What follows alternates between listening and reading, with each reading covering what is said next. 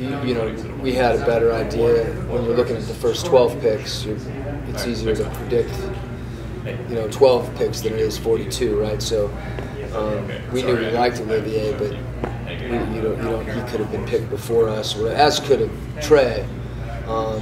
But in that workout, I was probably more focused on watching Trey, right? I knew Olivier. I'd seen Olivier in Chicago, and then as you're watching it, you begin to focus on everybody. And Olivier really played well, so we were pleased when he was there that we had a chance to draft him.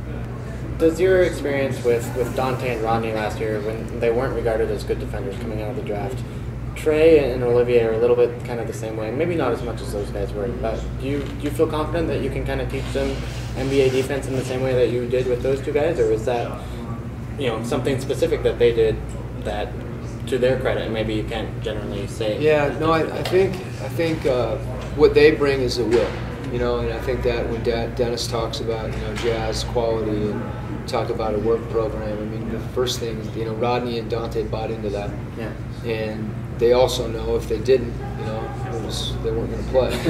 Right. So I mean that's my job to really let them know that this is the point of emphasis and this is what's important. And I think as that happened and our team continued to develop an identity, their focus just remained high or got stronger. I mean, we obviously drilled it all the time. A lot of it is muscle memory.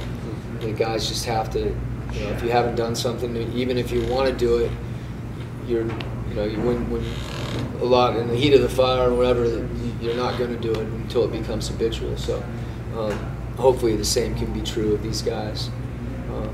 When we watch them too, you see some concepts and some understanding from both of them, especially from Trey. Particularly, I think you think about him playing on the perimeter. Sometimes it's less to do with him actually defending the ball on the perimeter, as it has to do with him being off the ball on the perimeter. If you think about your positioning when you're on the weak side wing versus when you're in the high post, and how you react to penetration or a drive when you're having to close out to a guard as opposed to just getting back to a big, it's different. Right. So I think he'll be in a good position as the floor gets stretched to be able to anticipate.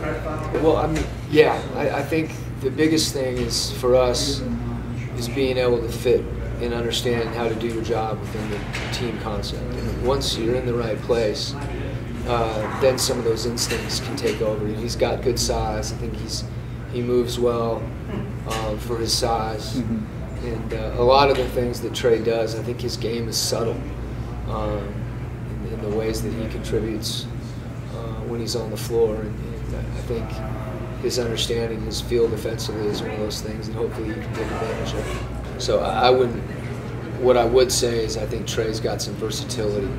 And really, when you're talking about Draymond Green, that's what you're talking about. His ability to not just shoot the ball, but to pass the ball and make plays, and to be able to guard multiple positions. So if that's what it is, that's great. I think that is something that he can add. Derek did a great job of defending 1 through 4, allowing us to switch last year also. And I don't want us to try to be Golden State. I don't want Trey to try to be Draymond Green. We've got to be able to be versatile and hopefully play different ways, but we can't, this is early for us. We need to make sure that we stay true to who we are and our identity, and not try to kind of go do a bunch of other things until we, get our stuff nailed down.